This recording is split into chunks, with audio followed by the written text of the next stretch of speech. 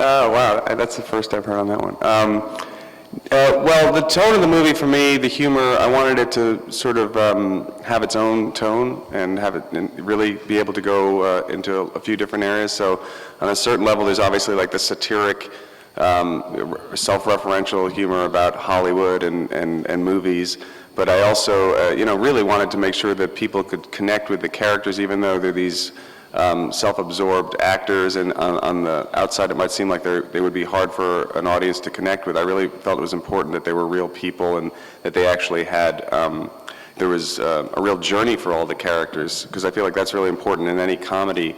No matter how broad it is, you have to, on some level, have some sort of connection with the characters, because once you start the movie, it can be funny, but at 15 or 20 minutes into the movie, anybody wants to follow us. Anybody who goes to a movie wants to follow a story and be connected. So I wanted to have hopefully a few different types of humor going on in the film, and the broader stuff is there. Hopefully there's also just humor you would get if you don't know anything about. There's physical comedy. There's I think just sort of the humor based on the character interactions. For me, a lot of my favorite scenes in the movie are the scenes with the guys around the campfire, where they're just talking to each other. It's just character interaction. I don't know if you said Ethan Coen. It's Etan Cohen, who's not the Joel and Ethan Coen. It's a different one. But if that's what you meant, I'm not sure. So for me, that's what I wanted. I wanted it to have its own tone. For me, movies that I've always enjoyed over the years sort of, just didn't worry about sort of saying it's one kind of movie or another in terms of the genre. And by the nature of the movie, I think it sort of crosses a couple of different genres, which I think is okay if people can, as long as it's consistent in what the tone is for the movie. In terms of comics from the past, I mean, for me, just growing up watching people like Bill Murray and Steve Martin and those guys were, Albert Brooks's movies. Those guys were, for me, they were the guys I watched when I was growing up and loved movies, everything from like Ghostbusters to Caddyshack. Those were the guys that that made me want to get into comedy. And Owen, I think we'll work together a lot, hopefully in the future, but he just wasn't available at the time we were making the movie. Not really. I mean, there was a little something that happened in the States in terms of a certain group, but nothing from veterans. And I think it was because it's pretty clear in the movie that the sense of humor, or the point of view of the humor, is all really referencing actors, and it's really actors making fun of the actors' ignorance and what actors will do and what lengths they'll go to be taken seriously. So for me, it was really important when we were making the movie that was very clear in terms of Robert Downey's character, where he's an Australian, white Australian actor playing a black American character. It had to be very clear that this was an actor with a big ego who was doing something he probably shouldn't do. It was that to me was always where the focus of the humor was on the actors and the world of movie making and those excesses and those wrong decisions. And so I feel like that's pretty clear to people, I think, when they see the movie. Yeah. I think Europeans have a better sense of humor, maybe.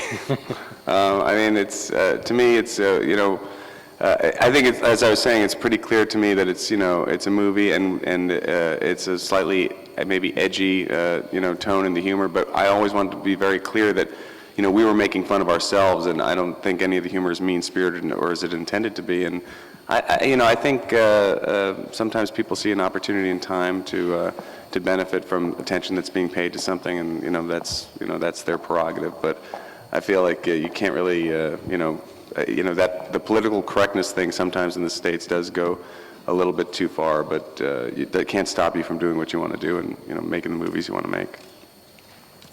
I actually felt like we were understood very well by the people who saw the movie. I think most of the people who were protesting there had not seen the movie, and I think based on the fact that people went to the movie and seemed to enjoy it, I feel like it was very clear when they saw the film that what the humor was about, and that's the great thing about when you're making a movie. It's sort of the movie speaks for itself, and people will have reactions to the film, and That's that's what movies are about. They're a point of view, and people can discuss them. And the great thing I think was for this movie, when people saw the movie, I've sat in audiences with people and they laugh and they have fun, and I think they get that that it's a comedy.